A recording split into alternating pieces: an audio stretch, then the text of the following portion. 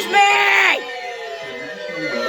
In Cleveland that issued a severe thunderstorm warning for western Portage County in northeastern Ohio.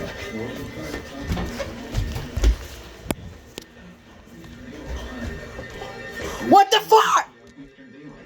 A severe thunderstorm was located over Cuyahoga Falls, or near Akron, moving east at 25 miles per hour. Hazard, 60 miles per hour wind gusts. Source, radar indicated. Impact, expects damage to trees and power lines.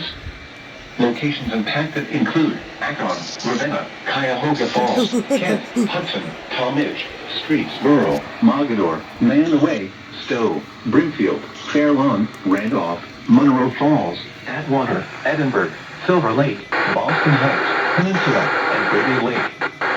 For your protection, move to an interior room on the lowest floor of a building.